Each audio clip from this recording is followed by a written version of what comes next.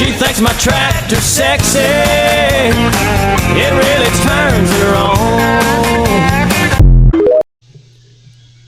Well, good morning, everybody. Or good afternoon, good evening, whatever time you're going to be watching this.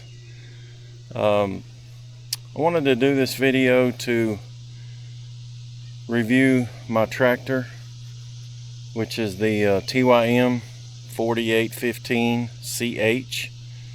I've had it about 2.5 months now, and actually just did the 50-hour service on it and getting ready to put it back to work, and I cleaned it up for that process. So while it's clean, I wanted to go ahead and do this video. And you know, when I was doing some searching on YouTube for this particular model number, I really didn't come across a lot.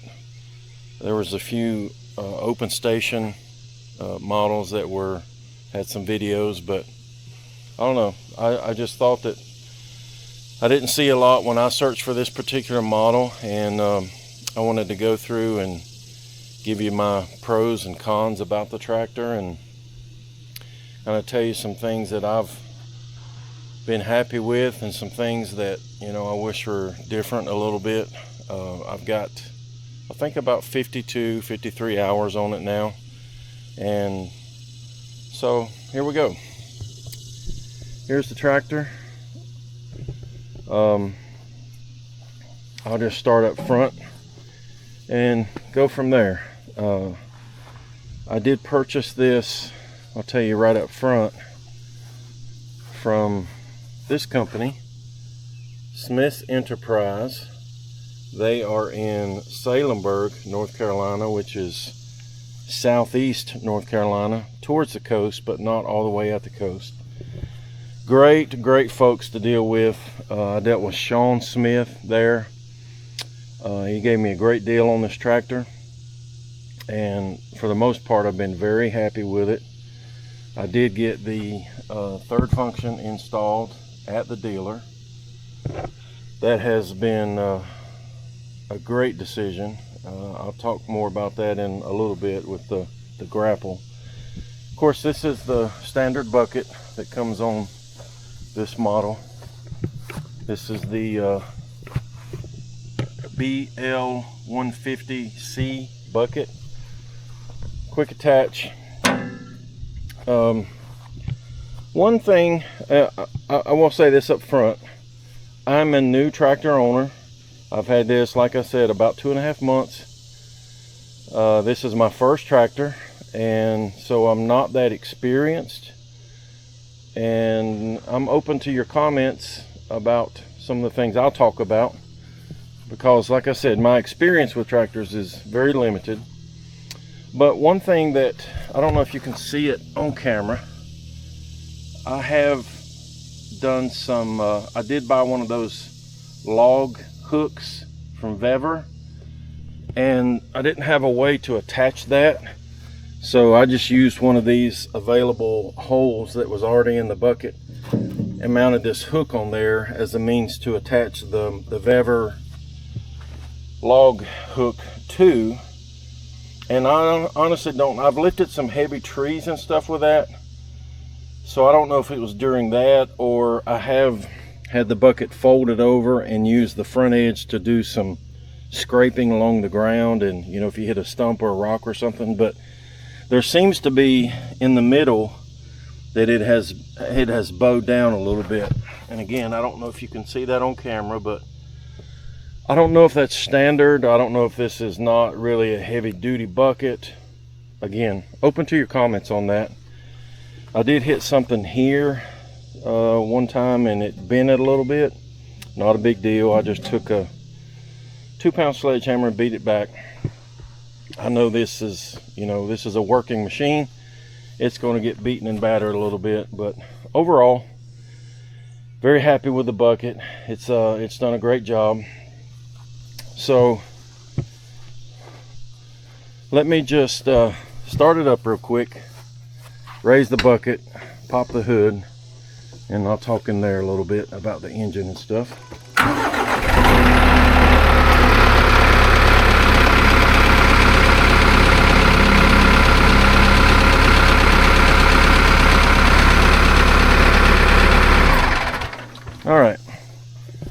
So the 4815, the engine release or the hood release is there on what's the right side of the tractor. Oh, forgot you have to pull this pin, fold the brush guard down to let the hood raise. I'll tell you up front that when I got serious about buying a tractor, I was originally, after doing a lot of online research, I was originally thinking that I had settled on the TYM 474. So that was kind of where I was headed. It had the power that I was looking for. It was small enough to maneuver and do the kind of things that I was going to be doing with it. So I kind of had settled on the 474 cab model. That being said, when I really got serious and close to pulling the trigger on it, I called and talked to Sean Smith at again, Smith Enterprises, Salemburg, North Carolina, and he said, hey, I got a sale going on the 4815, which is really similar. And when he told me the price, I was like, well, that price is very very intriguing. It was several $1,000s less than what I was looking, or what I was going to have to pay for the 474. And so I decided to go with this one, and I'll tell you some things about why I'm glad I did, and some of the options that this one does not have that I kind of wish it did have. There you go, 4815CH. This does have the Coupe J engine, 48 horsepower. From everything that I have read and learned, it's a very reliable engine, and I have not had any issues with the engine at all. I was told by the dealer that if you run this at 2,000 plus RPMs on a regular basis, you're not going to have any issues with the regen or anything, and I haven't. And most of the work that I've done with this has been at least at 2,000 RPM. Again,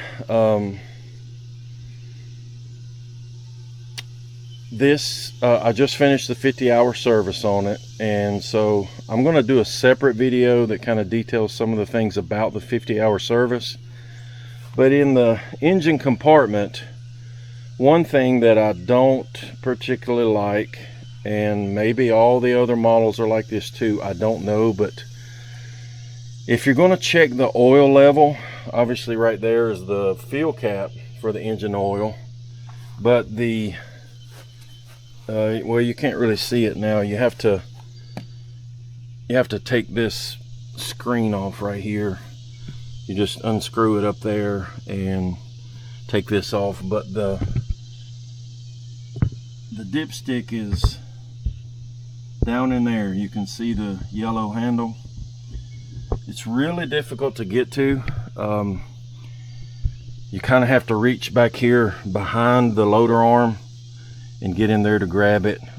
Again, I don't have a lot of tractor experience. I don't know if all the other models are like that, but it's just a very difficult place to reach to check the oil.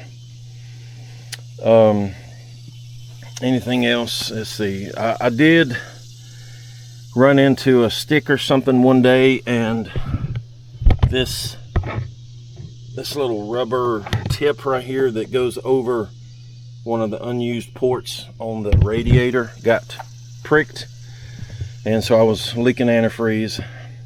One tip I will tell you, if you didn't know, because I didn't know this, after talking with the service rep, you know, I found a new replacement cover for that at the auto parts store, and I thought this was kind of like a car where you just put your antifreeze back in the overfill jug and it will sort of draw it in. The service tech said no, you have to actually take the cap off of the radiator and fill the radiator until it's completely full.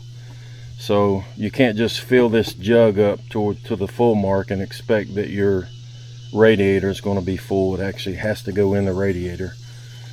So they've been very helpful. All of the issues that I have had with this machine have pretty much been my fault. Nothing mechanical really, just and I'll talk about it as I go around and look at the different areas.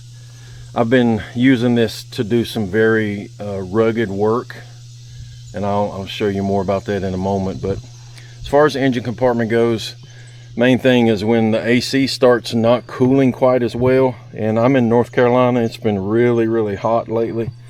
I just come out and make sure that the screens on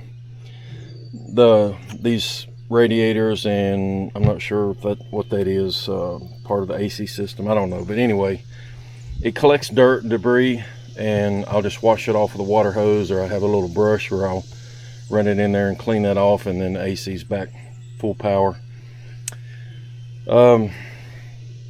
Let's see, anything else engine related? One thing that I do like about the 4815, the 4-number models, which is the old Branson line, and he told me over the phone, he said this one does have a metal hood instead of plastic like the 3-number models have, and I do like that. So anytime you can get metal over plastic, I think it's a good trade out. This brush guard, I'll shut the hood here and show you. I've been using this, like I said, in pretty rugged terrain, clearing a lot of land. So I did have an issue right here where a stick came through and poked this is just plastic, poked a hole in that.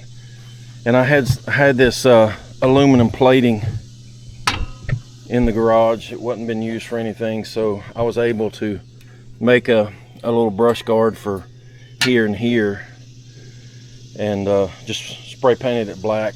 It's done a pretty good job of protecting me. I just cut this out, and I cut that out for the headlights. Just screwed it in up here, and actually just zip tied it to the bottom right there because there wasn't anything really to screw to. And this plate, I took these bolts off, and I actually put a bolt behind them just recently because debris and stuff would get caught down in here. So I put that bolt in there to keep a gap there so dirt and stuff will just go on through. But this kind of protects the lower portion of it, and then when the top is folded up, you can see it protects most of that plastic area there in the front. In my 50-hour service, I did notice that this is on the right hand side of the tractor if you're sitting in it. This has a little cap that goes over it that is an air vent on this side, and that air vent cap was gone. So I actually found this at a local hydraulics shop, that this top just threads down in there. So this will allow air to escape, and it keeps water and debris from going down into the axle. So, and here's another issue that I've had, I guess, in the rough terrain I've been using. This rubber boot right here got tore. This side of it is torn loose. And I talked to the service guy where I bought this, and he was trying to explain to me how to take this axle apart, and they actually sent me a new boot. I bought it, but they sent me a new boot for here, and I tried getting this loose and I couldn't do it, and I was afraid to mess something up because this is not really something I know anything about. So I'm gonna maybe take it to a local dealer sometime and get this fixed, or maybe a local tractor repairman I can find, because this is it's not a hard job. It's just something I don't know anything about. And he said that you need to make sure that your wheels pretty much are in alignment when you put this back together. So I'm gonna take it to somebody that knows what they're doing to fix this boot. In the meantime, I just put some zip tape for construction around that, because it's just to keep the dirt and debris from getting in those moving parts there. All right, moving along. Let's go down the right hand side of the tractor. I've had no issues out of the loader. I have lifted some very heavy objects. Actually, the first day that I got the tractor, I had a long tree. You can see the stump maybe over there on the other side of the creek, and it had fallen. I cut it down and it was spanning the creek. Large tree, and the creek is wide enough there that on the day I brought the tractor home, I actually just got it down in the creek and had the grapple on it, and I picked the entire tree up. Pretty impressive. Obviously I didn't move it that way because it's too risky to get heavy on one side, so I set it down, cut it up in smaller pieces. But that showed me the strength of this tractor from day one. One issue that I did have one day, I started having a bad hydraulic leak, and come to find out, back in here, not the top valve, but the second one down below it had come loose, and it was spewing hydraulic fluid, and it was an O-ring that had kind of gotten torqued. And when I took it to the same hydraulic shop, he was able to give me one of these little washers that has an O-ring built into it, and for some reason that one didn't have that on there. And I've seen online where other people have had that same issue with that particular line. I don't know why TYM didn't put that washer with the O-ring on it, but since I did that and got it tightened back up, I've not had any issues. Again, one thing that may be common with all tractors, but especially with this one, is, this is one of the hydraulic filters. There's the second hydraulic filter, but there's a lot of stuff under here that's exposed. And if you're going through a lot of trees and stuff that can get up in here, which I have been, some of this stuff is really susceptible to getting hit and punctured. Actually, that hydraulic filter back there, the old one before I did the service, it had a pretty big dent in it where a piece of a tree or something had come up and hit it.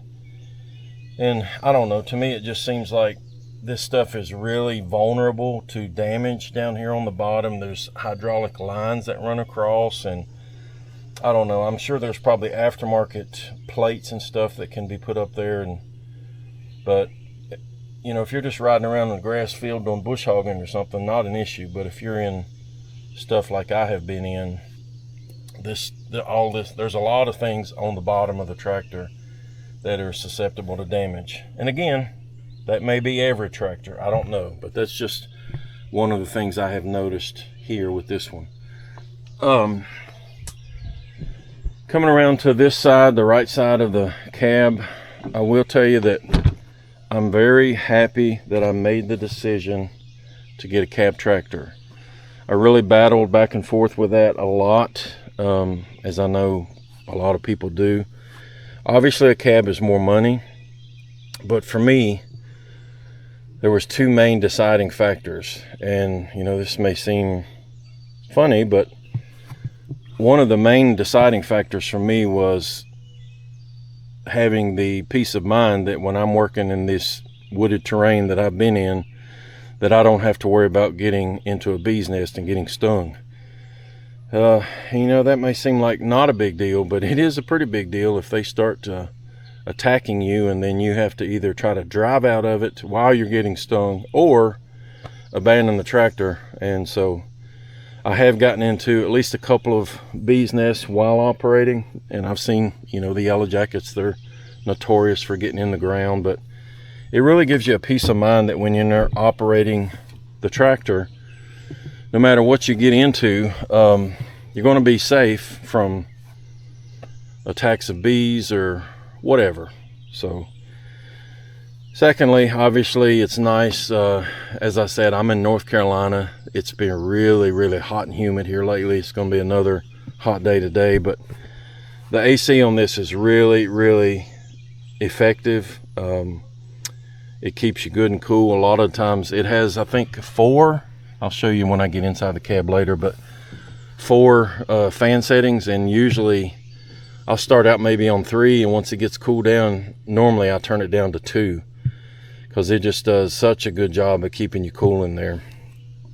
We'll go ahead and show you that early on when I got this tractor, just for mainly the noise. The cab isn't extremely loud, but I was just trying to quiet. I had some of this leftover sound deadening material from where I put some in my truck. So I decided to, I took this rubber floor mat out and put that sound deadening material all over the floor. And this is just some rubber matting that I put over this portion. You know, up in here it doesn't look the greatest, but again, I was kind of putting function over form here, and I think it did help some. So one thing while I'm on this side of the tractor that I'll tell you about is I did install this USB charging port. This particular model did not come with any type of DC charging at all. So I just ordered this off Amazon. I took portions of this panel loose, just got it back enough to where what I used for the hot wire was the switch. When I turn the key on, I found a wire that gets hot right here when you turn the key on, and that's what I use. So this does not have any power that would drain anything down when the tractor's not on, but good phone charging thing there. And I bought this also on Amazon, magnetic, and I have a magnet on the back of my phone, so I just stick my phone up here, plug it in, and it's charging while I'm operating the tractor. So that didn't take long to do, and it's you know, everything needs a DC charging port nowadays. All right, so this is the third function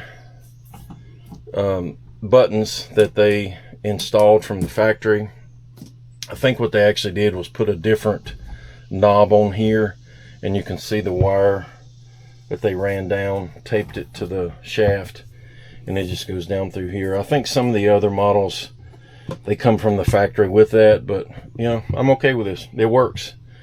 This is not all about having everything pretty. I just mainly need it to work. So going on around, I did get the rear tires filled from the factory when I bought it. I've been very happy with these.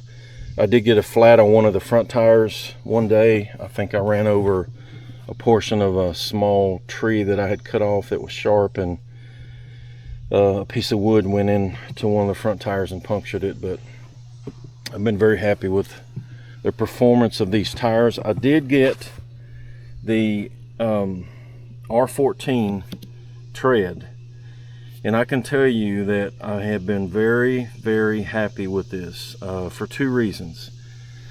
As you can see, you know, I drive this tractor around in my primary yard quite a bit. Drive it through the creek and go back there.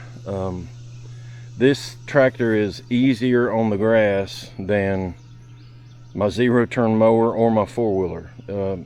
It makes almost no scuff marks in the yard driving it around. It is, these tires are just great.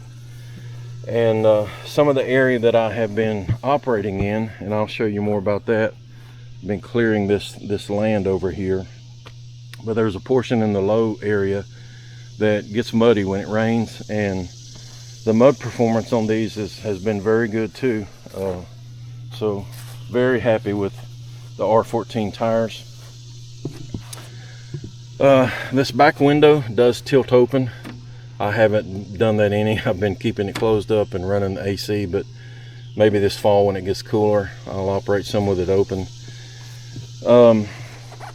So in the rear of the tractor, this does not have the handle, the external handle for the up and down of the 3-point hitch like the 474 has. Do I wish I had that?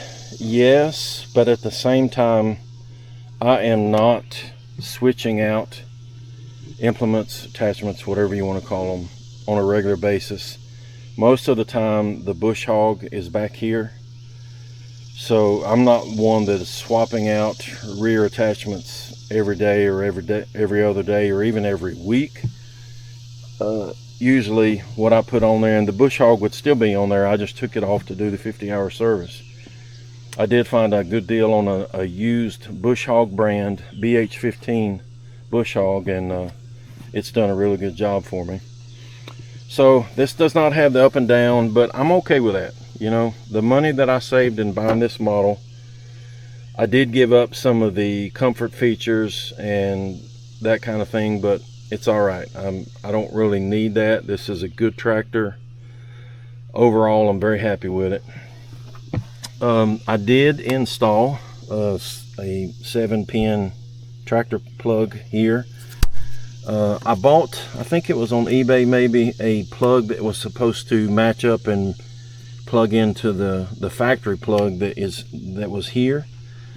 But after getting into this project and realizing that the plug I bought, you actually had to put the pins on each wire and insert the pins into the plug, I didn't think that was worth the time it was going to take.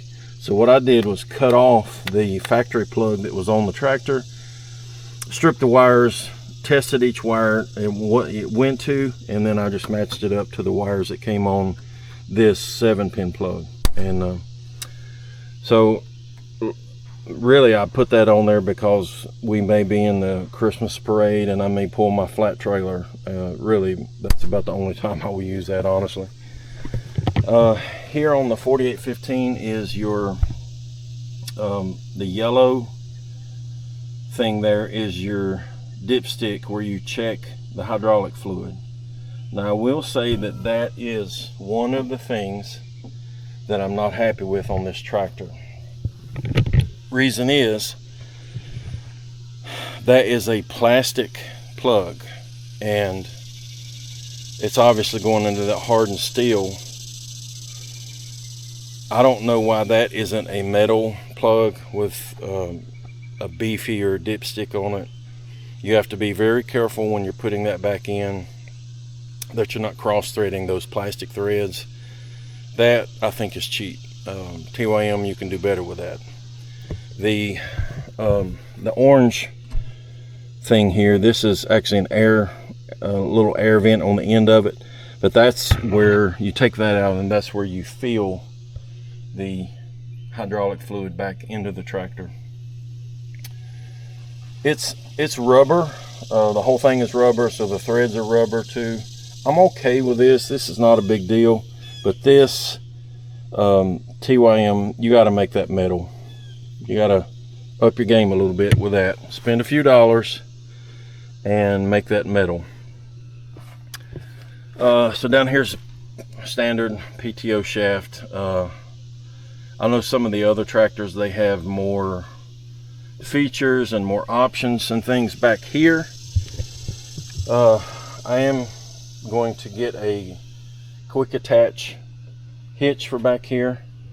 Hopefully that works out good and makes it faster when I do swap out attachments back here. I did buy a ballast box from Vever and went to a local farm store over here and just had them fill it up with kind of medium-sized rocks just for the weight, just as counterbalance when I don't have the bush hog attached. But everything pretty simple and standard back here. One thing that I did not care for initially was the location of the fuel tank on the 4815, just because you know, I don't have one of those electric portable fuel tanks yet where you can actually pump fuel in there. I may get one of those at some point, but for now I'm just operating with you know, the standard 5-gallon yellow diesel tanks.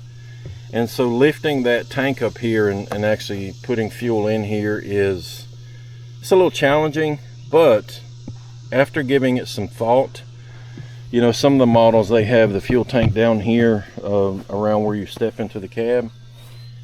That would be very convenient when filling it, but also with the type of work that I've been doing and running over saplings and trees and that kind of thing, if the fuel tank was down lower, it would be much more susceptible to getting punctured. So I think up here is safer, at least for the work that I've been doing, where it won't get punctured by anything.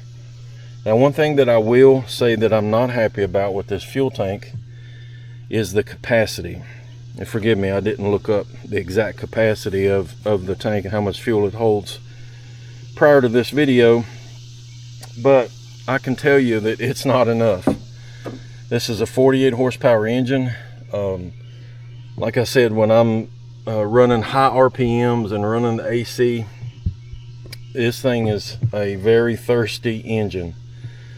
You know, 48 horsepower, that's a lot for a tractor, and you can maybe get a day's work out of a tank of fuel when you're doing that kind of thing with grapple work on the front or bush hog on the rear, high RPMs, running the AC in the cab.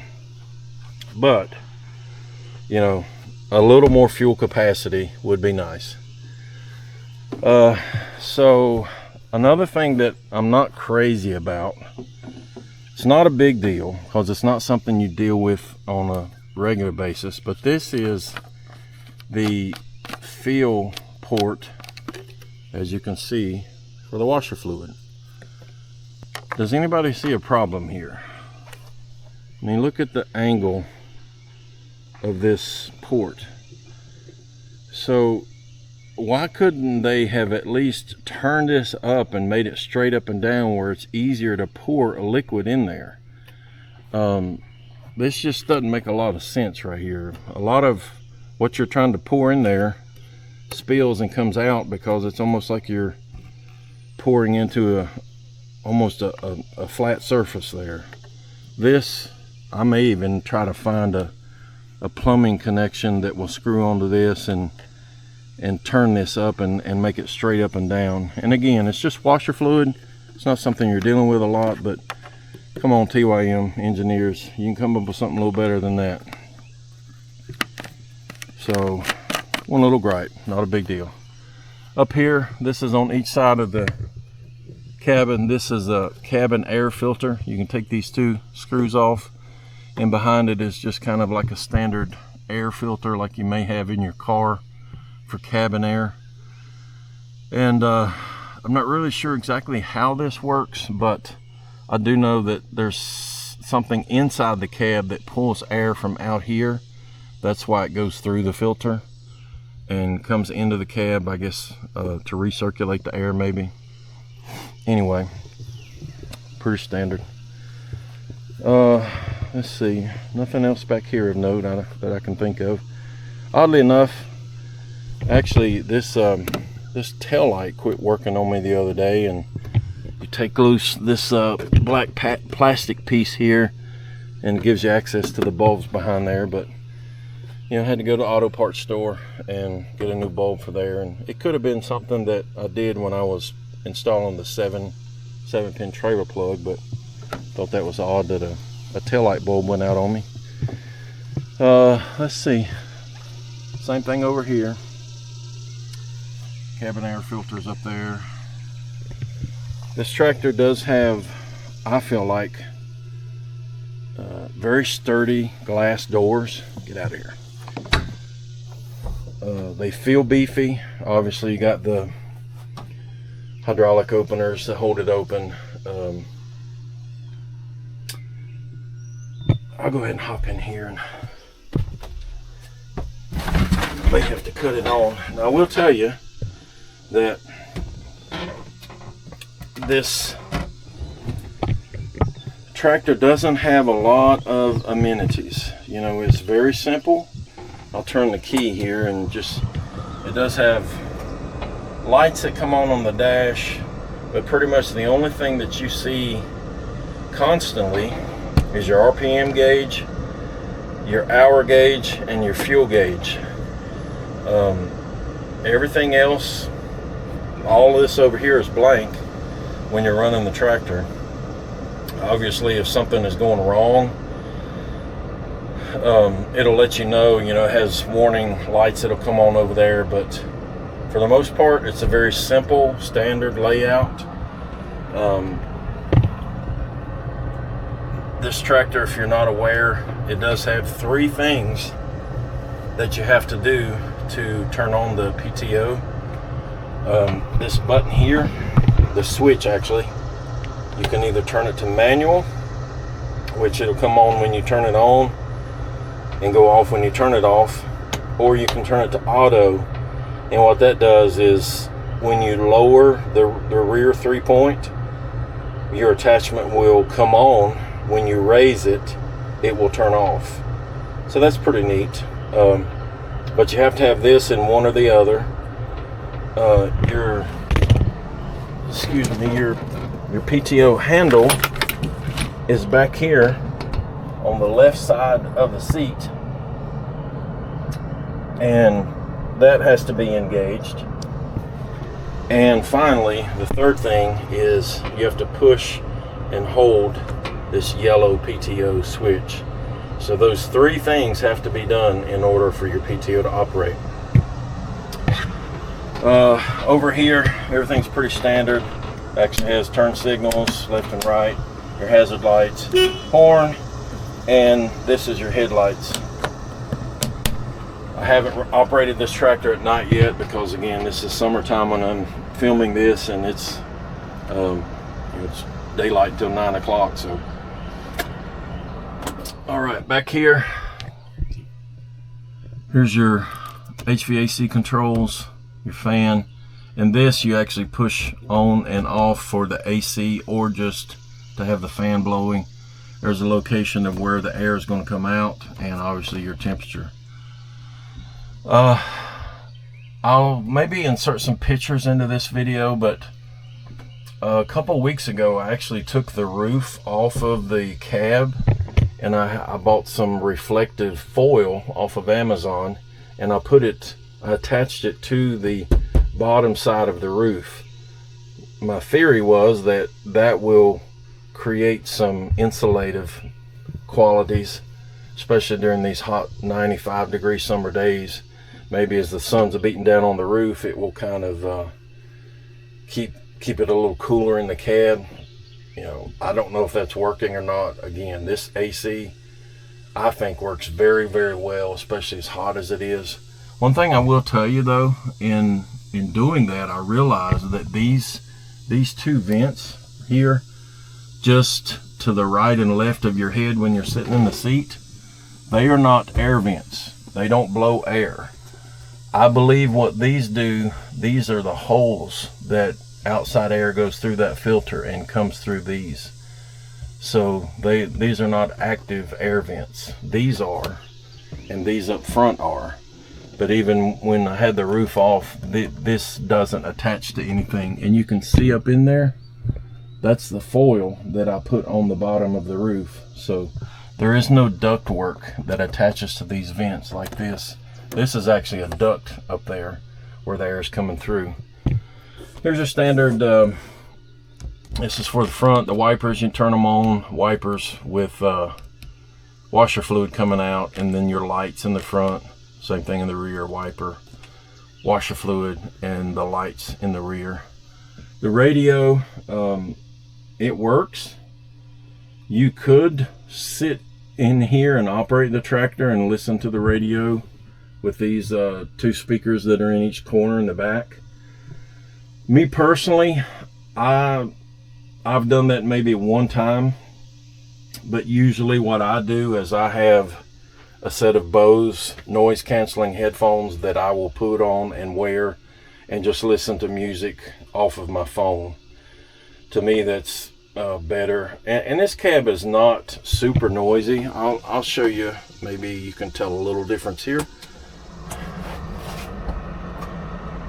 Oh, turn the PTO switch off. So that's at idle, 1,000 RPMs. That's with the door open. I'm gonna close the door. Noticeable difference. And I've operated this tractor not wearing the headphones, and to me it's not so loud that it's really annoying. But again, I just think it's sort of relaxing for me when I'm operating the tractor to just have my headphones on, be listening to music, doing my thing. And I have even taken some phone calls and talked through my headphones while the tractor's running. So, you know, I think the cab does a pretty good job of quieting the noise. But again, you know, you're on a tractor. It's a diesel engine. It's a 48 horsepower diesel engine. It's going to make some noise.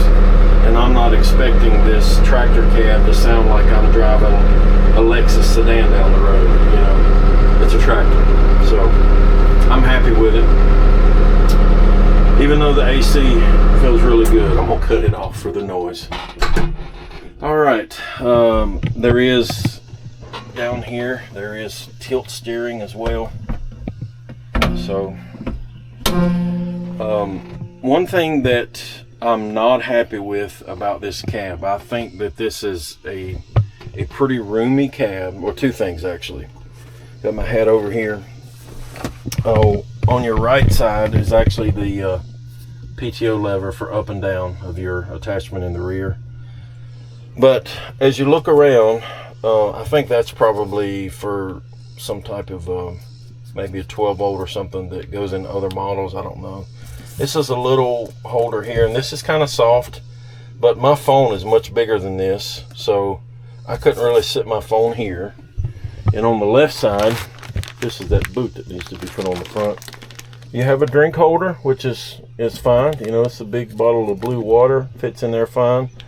There's another little small compartment there.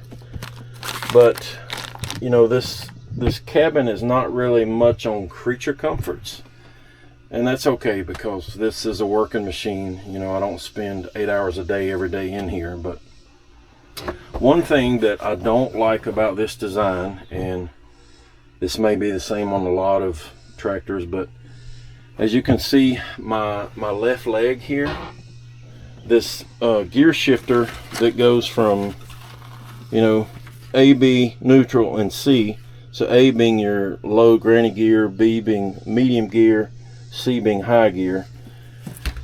When this is in A, which is mostly where I'm working, is in A, you can see how far it sticks down, so it's not really comfortable for me to sit my left foot over here to the left of the center hump, because my knee or my leg is resting against this. So honestly, most of the time when I'm operating the tractor, I have my left foot up here on the center hump. You know, the overall size of the cab, I'm fine with, but I'm 5'9", 240. I'm not a small guy, but I'm not that huge either. But just the location of this gear shifter is just not comfortable for you to really keep your left leg here, because if you do, your left leg is going to be pressing in that pretty much the entire time. So I normally find myself with my left foot up here on the center. That's just kind of one of the gripes I have, is the position of that gear shifter there. Everything else in here I like. It does have a dome light up here that works. That's about it in here. All right, let's go outside and finish our walk around.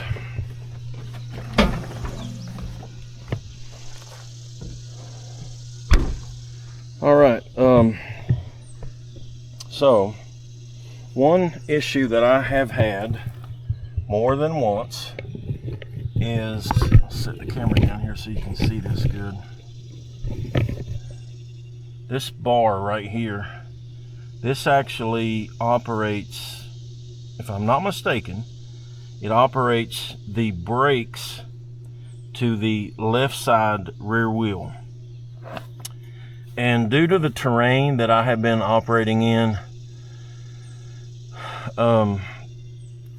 you can see what I did now is I have bolts with lock nuts on here, and there's I left it loose enough because this is a moving part here, and I also put a bolt up here because this was just held on by clevis pins with the little I'm not sure the proper name of those little pins that go through the hole on the clevis pin. But this got knocked down once before when I was operating over there in the trees and stuff, and I didn't realize it. And of course this falls down to the ground, and you continue to operate the tractor, and the rear portion of it stays attached back there, but this front is hanging down, and when you don't know it, you continue to operate the tractor and it's catching the ground, and it folded up this bar and curled it up almost in a C shape. So I took a hammer, straightened it back out, got new clevis pins, put it back on there, and then it happened again. And this time it got bent even worse. So I actually took it to a local welding shop, and I said, straighten this out for me and weld a piece of metal on there to hold it straight. So you can see that's what he did. He straightened out the bent rod and welded that piece of metal on there, which really strengthened that rod too. But that, in addition to me putting bolts up here, I think are going to fix that problem. But it's only happened on the left side of the tractor. There's one over there, and it hasn't had that issue. But like I said, there's just a lot of stuff up under here that is susceptible to trees and different things hitting them. You know, like this right here. This is a hydraulic line going over there to the block. So I took a bunch of zip ties and just tried to zip tie it up out of the way as much as I can, and keep it from getting damaged. I have seen online where some folks have said that their frame bolts and stuff have been loose. I checked these yesterday and they all seem to be good. So thankfully I haven't had that issue. I will say, again, I preface this with saying that I'm not an experienced tractor owner, but I will say that I am happy that I ended up with the 4-number digit or 4-number model numbers, which is the old Branson line. For me, the way I feel about it, this may not be correct, but the way I feel about it is Branson has been making tractors for years and years and years, and their methods have been proven over time, and it seems to me like there are less issues with the manufacturing process in these old Branson model numbers than there is the 3 model numbers that are the actual TYM models. My personal opinion only. All right, excuse me, about fell over there. This is the tire that went flat on me. It was funny because I had to jack it up over there where I was working because I tried to drive it and it was just about to peel the tire off the rim. So I stopped where I was, jacked it up, got my impact wrench and took the wheel off, and I saw a screw somewhere in the top of the tire, and I thought, well, I've just ran over a screw.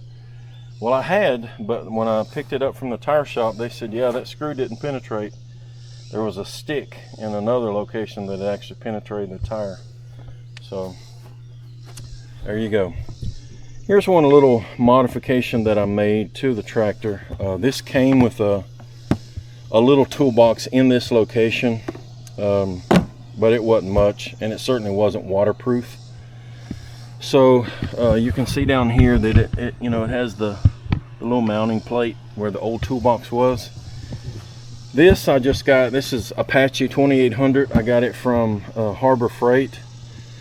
And what I did was just, I took the bottom foam out of this, drilled up through the old holes, and just ran the same bolts and just bolted this toolbox down.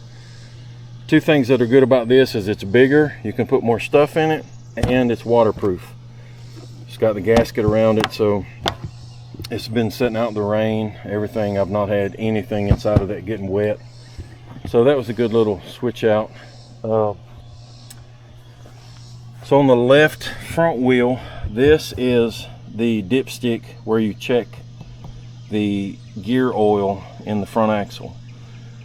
I just did, as I said, the 50-hour service. I put AMSOIL 8090 synthetic gear oil in here, and I've ran it a little bit since I did the 50-hour service, and I checked it yesterday. It was just a touch low. This dipstick I'm very happy with. When you take this out, it's metal. The whole housing is metal. It's sturdy. You can tell this is solid equipment. This is what is needed in the rear for the hydraulic fluid. TYM, y'all need to fix that in the rear. Make it metal like this one is. All right. As I said, I have not operated this tractor at night, so I'm not really sure how effective these work lights are. I'm sure this winter I'll get some nighttime usage out of it.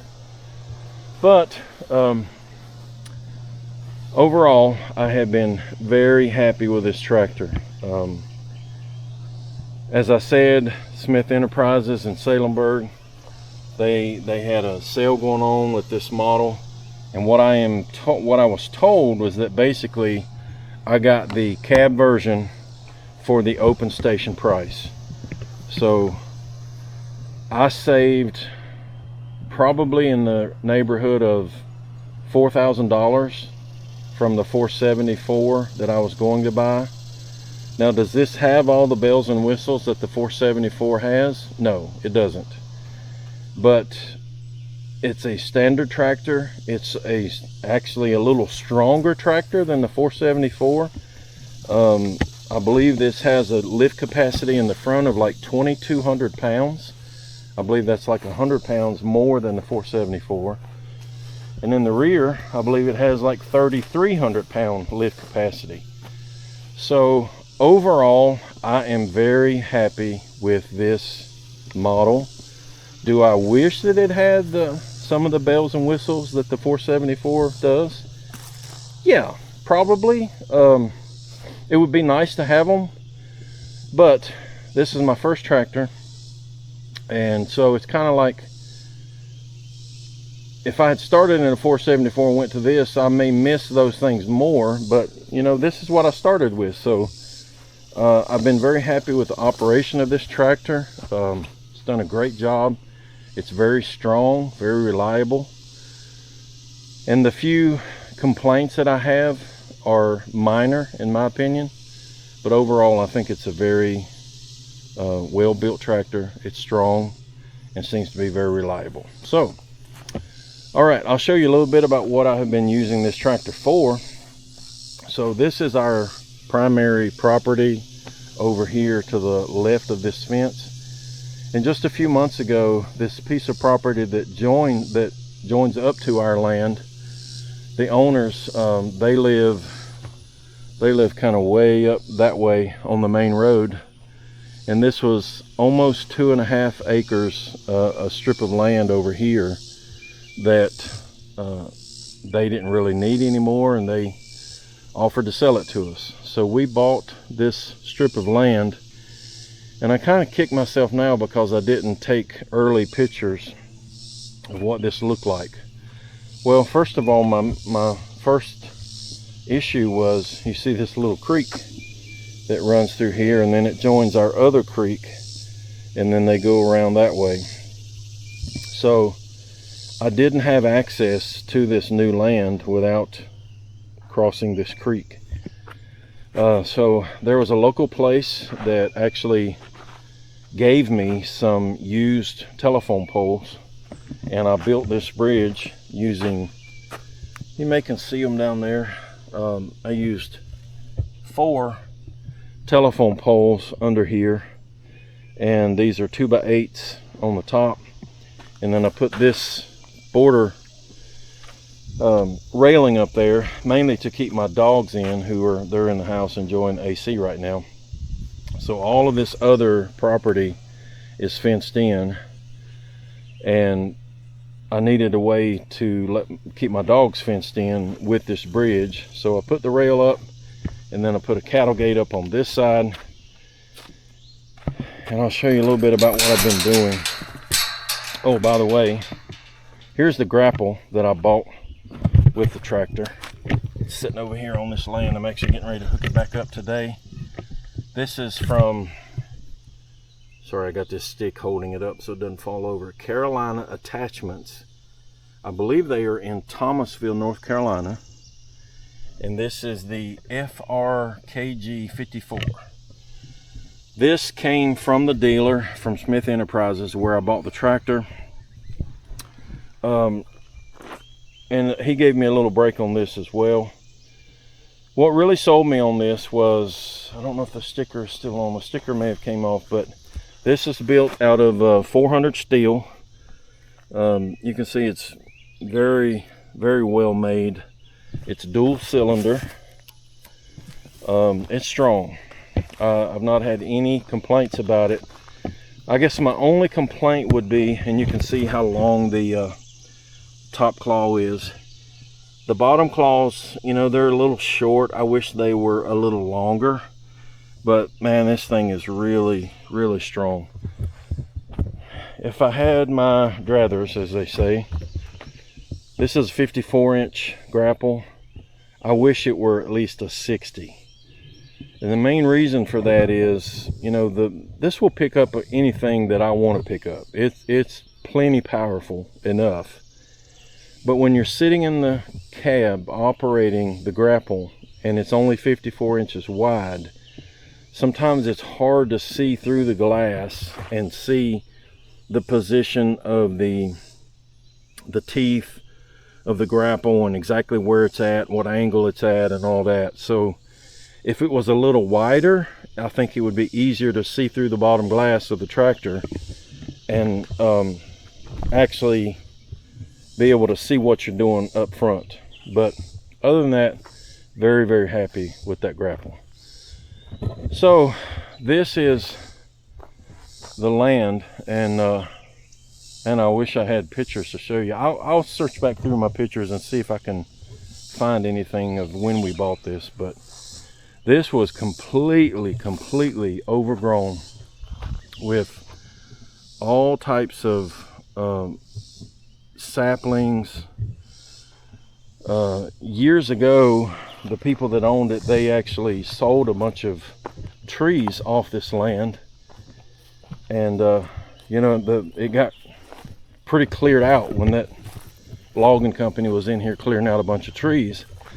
But what happens after that is, once it gets cleared out and everything's open, then it's like all the shrubbery has the green light to just take off, and that's really what it did. This, where I'm walking right now, you can see some of these stumps of just I mean, there was little trees everywhere. I mean everywhere.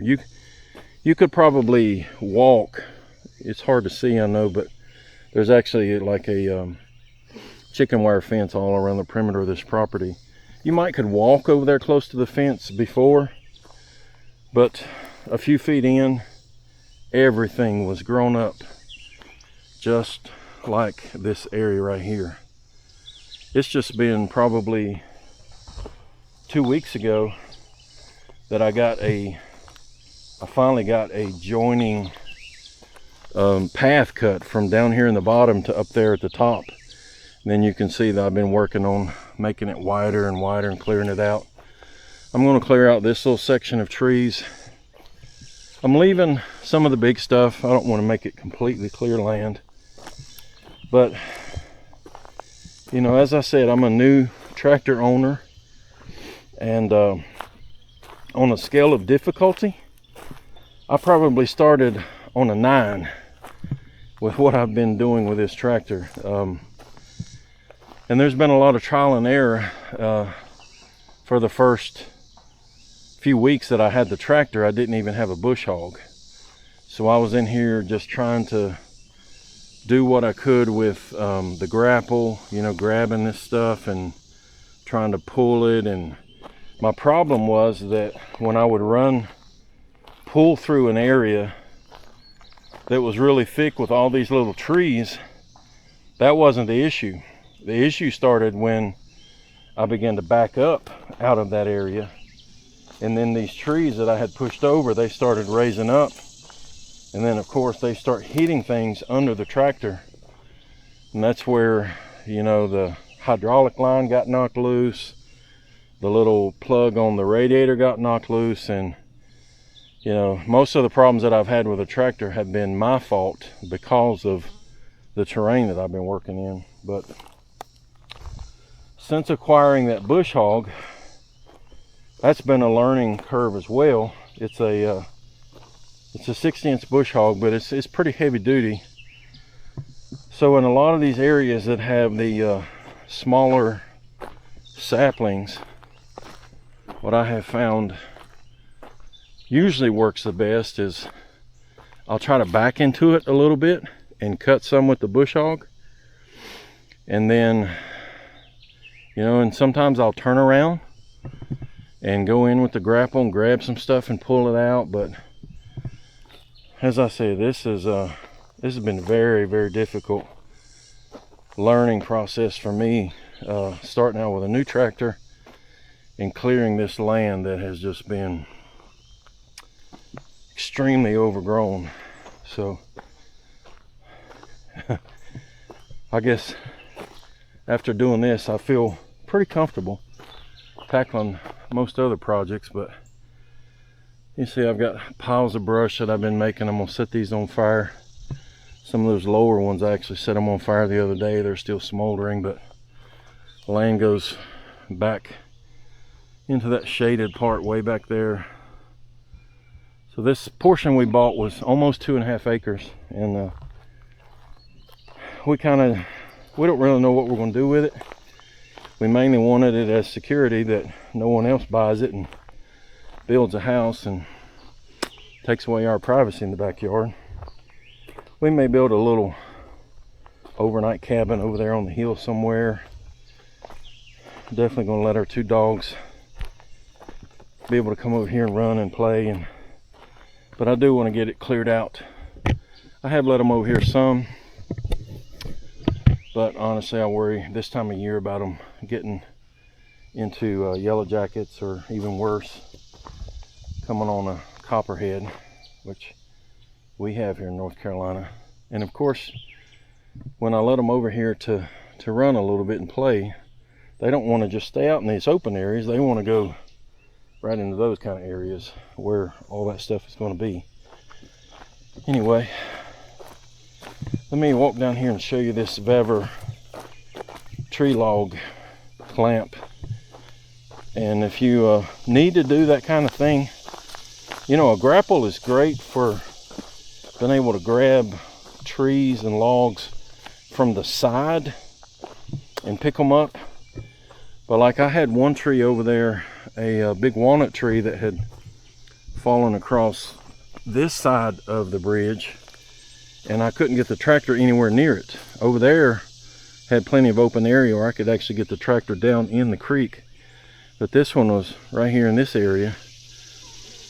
And so I was able to use this to reach and just grab one end of the tree and pick it up and start dragging it backwards out of the creek over there. So this thing is really, really strong.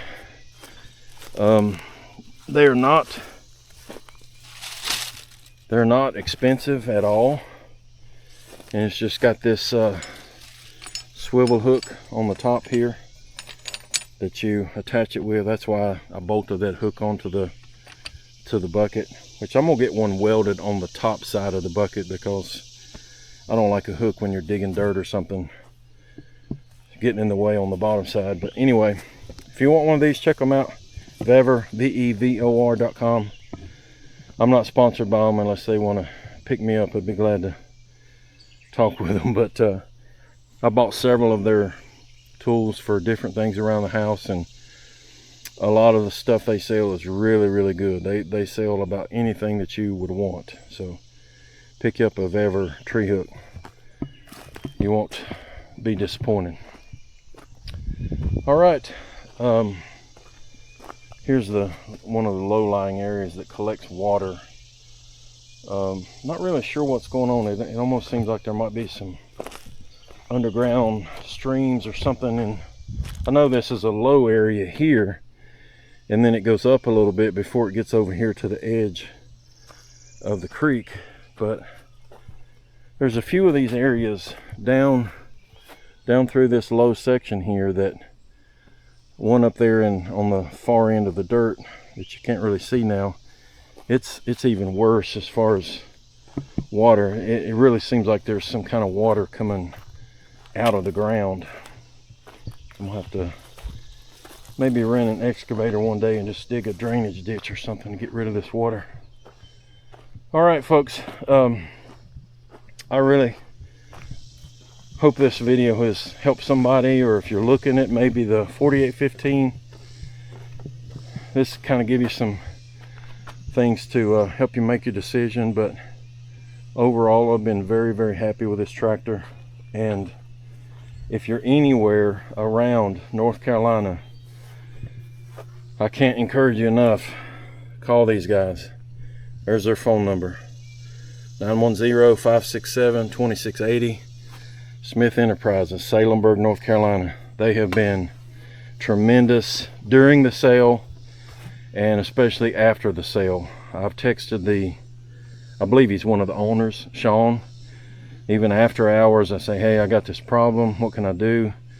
If he doesn't have the answer, he sends me the parts guy's number, or he'll send me the service manager's number. And I just can't say enough good about them. They have really impressed me with their service after the sale, and just great people to deal with. So give them a call if you're anywhere around North Carolina.